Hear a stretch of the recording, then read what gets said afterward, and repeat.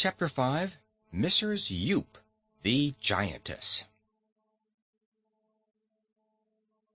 When they had reached the end of the path where they had first seen the warning sign, they set off across the country in an easterly direction.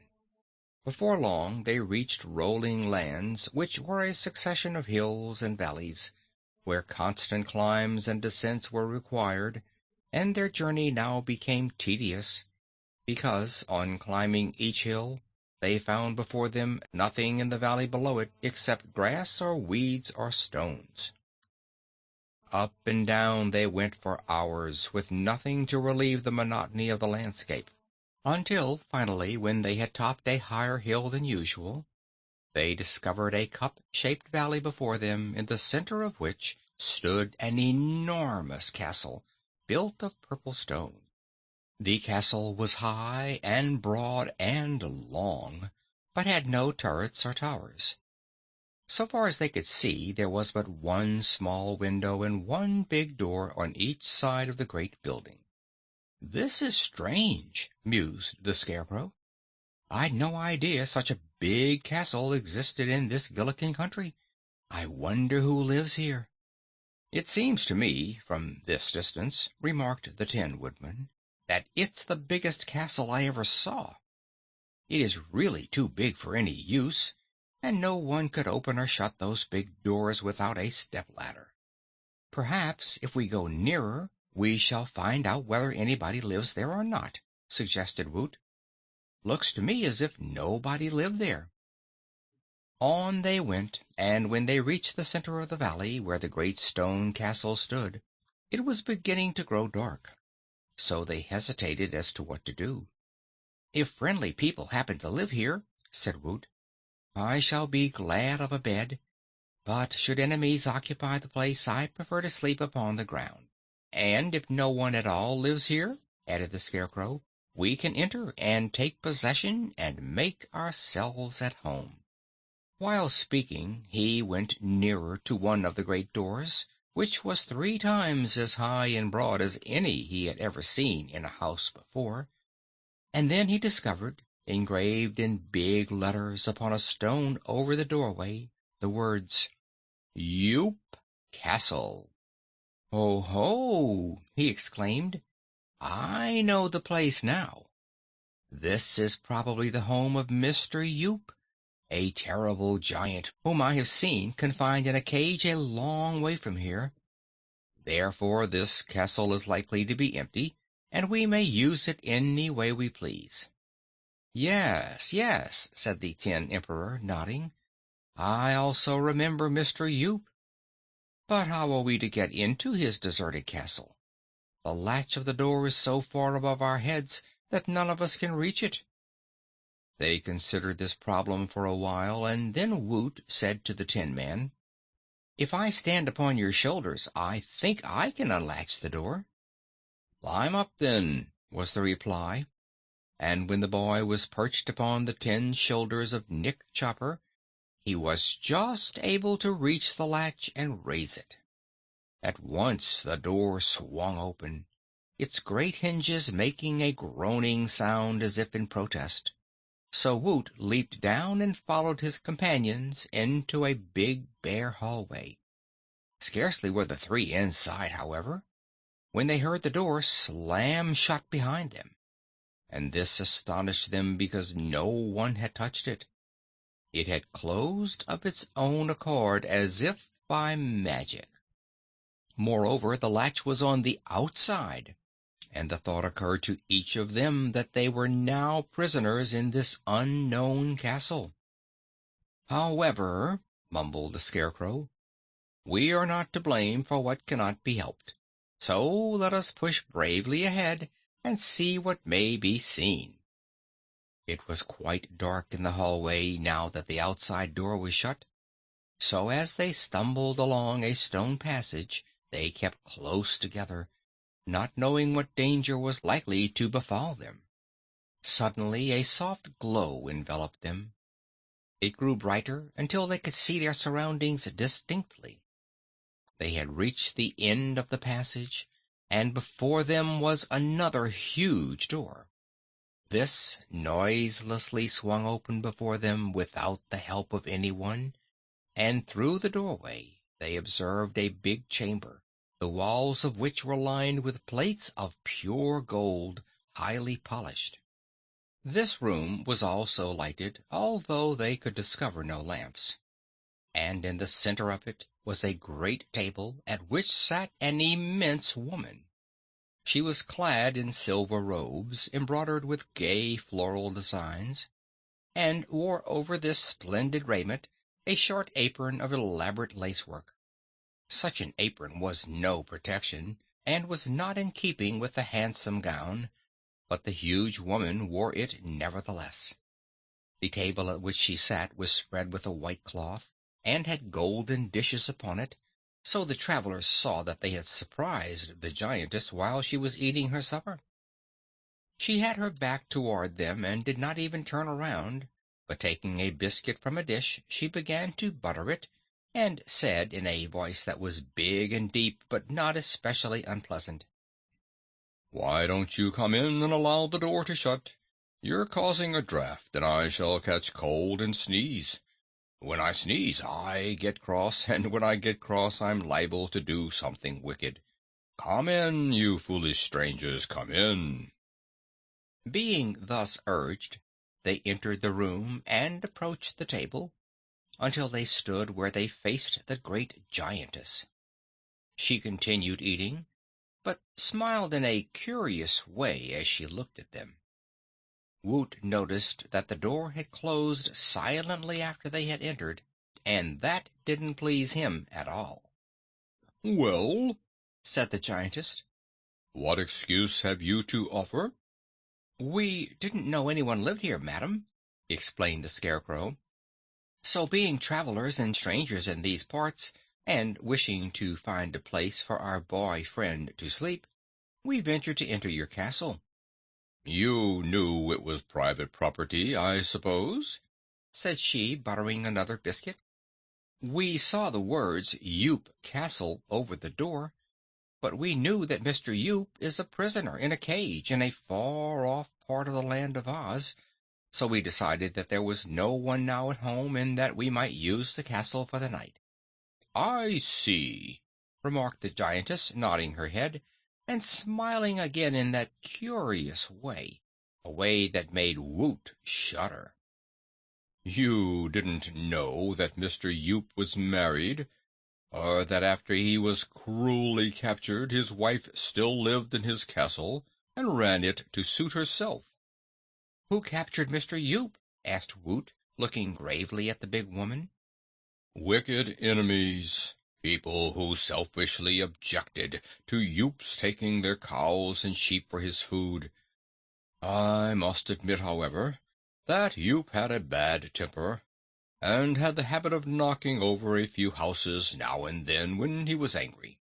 So one day the little folks came in a great crowd and captured Mr. Yoop, and carried him away to a cage somewhere in the mountains. I don't know where it is, and I don't care, for my husband treated me badly at times, forgetting the respect a giant owes to a giantess. Often he kicked me on my shins when I wouldn't wait on him, so I'm glad he is gone." "It's a wonder the people didn't capture you, too," remarked Woot. "Well, I was too clever for them," said she, giving a sudden laugh that caused such a breeze that the wobbly Scarecrow was almost blown off his feet and had to grab his friend Nick Chopper to steady himself. "I saw the people coming," continued Mrs. Yoop, "and knowing they meant mischief, I transformed myself into a mouse and hid in a cupboard. After they had gone away, carrying my shin-kicking husband with them, I transformed myself back to my former shape again, and here I've lived in peace and comfort ever since." "Are you a witch, then?" inquired Woot. "Well, not exactly a witch," she replied, "but I'm an artist in transformations. In other words, I'm more of a Yookahoo than a witch. And of course, you know that the Yookahoos are the cleverest magic workers in the world. The travelers were silent for a time, uneasily considering this statement and the effect it might have on their future. No doubt the giantess had wilfully made them her prisoners, yet she spoke so cheerfully in her big voice that until now they had not been alarmed in the least. By and by the Scarecrow, whose mixed brains had been working steadily, asked the woman, "Are we to consider you our friend, Mrs. Yoop, or do you intend to be our enemy?" I never have friends, she said in a matter-of-fact tone. because friends get too familiar and always forget to mind their own business. But I'm not your enemy, not yet, anyhow. Indeed, I'm glad you've come, for my life here is rather lonely. I've had no one to talk to since I transformed Polychrome, the daughter of the rainbow, into a canary bird. "How did you manage to do that?" asked the Tin Woodman in amazement. "Polychrome is a powerful fairy." She was, said the giantess. but now she's a canary bird. One day, after a rain, Polychrome danced off the rainbow and fell asleep on a little mound in this valley not far from my castle. The sun came out and drove the rainbow away, and before Polly wakened, I stole out and transformed her into a canary bird in a gold cage studded with diamonds. The cage was so she couldn't fly away. I expected she'd sing and talk and we'd have good times together, but she has proved no company for me at all. Ever since the moment of her transformation, she has refused to speak a single word. "Where is she now?" inquired Woot, who had heard the tales of lovely Polychrome and was much interested in her. The cage is hanging up in my bedroom, said the giantess, eating another biscuit. The travelers were now more uneasy and suspicious of the giantess than before. If Polychrome, the Rainbow's daughter, who was a real fairy, had been transformed and enslaved by this huge woman who claimed to be a Yookahoo, what was liable to happen to them? Said the Scarecrow, twisting his stuffed head around in Mrs. Yoop's direction. "Do you know, ma'am, who we are?" Of course, said she. "A straw man, a tin man, and a boy." "We are very important people," declared the Tin Woodman. "All the better," she replied. "I shall enjoy your society the more on that account, for I mean to keep you here as long as I live, to amuse me when I get lonely. And," she added slowly, "in this valley no one ever dies." They didn't like this speech at all, so the Scarecrow frowned in a way that made Mrs. Yoop smile, while the Tin Woodman looked so fierce that Mrs. Yoop laughed. The Scarecrow suspected she was going to laugh, so he slipped behind his friends to escape the wind from her breath. From this safe position he said warningly, "We have powerful friends who will soon come to rescue us."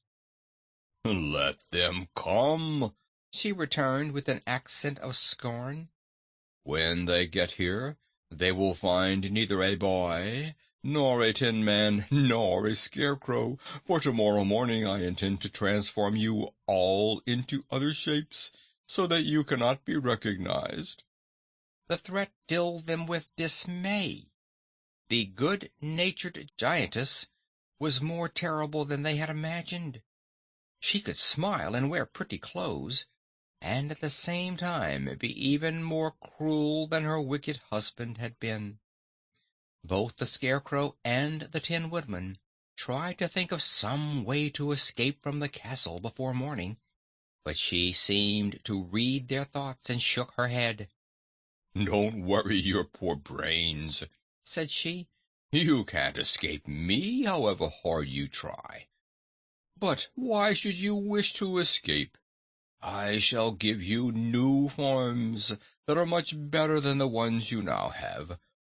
Be contented with your fate, for discontent leads to unhappiness, and unhappiness in any form is the greatest evil that can befall you. What forms do you intend to give us? Asked Woot earnestly. I haven't decided as yet. I'll dream over it tonight, so in the morning I shall have made up my mind how to transform you. Perhaps you'd prefer to choose your own transformations? No, said Woot. I prefer to remain as I am. That's funny, she retorted. You are little, and you're weak. As you are, you're not much account anyhow. The best thing about you is that you're alive, for I shall be able to make of you some sort of live creature, which will be a great improvement on your present form. She took another biscuit from a plate and dipped it in a pot of honey and calmly began eating it. The Scarecrow watched her thoughtfully. "There are no fields of grain in your valley," said he. "Where, then, did you get the flour to make your biscuits?" Oh, mercy me! Do you think I'd bother to make biscuits out of flour? she replied. That is altogether too tedious a process for a Yookoohoo. I set some traps this afternoon and caught a lot of field mice, but as I do not like to eat mice, I transformed them into hot biscuits for my supper. The honey in this pot was once a wasp's nest, but since being transformed it has become sweet and delicious. All I need to do when I wish to eat is to take something I don't care to keep and transform it into any sort of food I like and eat it. Are you hungry? "I don't eat, thank you," said the Scarecrow. "Nor do I," said the Tin Woodman. "I have still a little natural food in my knapsack," said Woot the Wanderer, "and I'd rather eat that than any wasp's nest." "Everyone to his taste," said the Giantess carelessly, and having now finished her supper, she rose to her feet, clapped her hands together, and the supper table at once disappeared. End of chapter 5.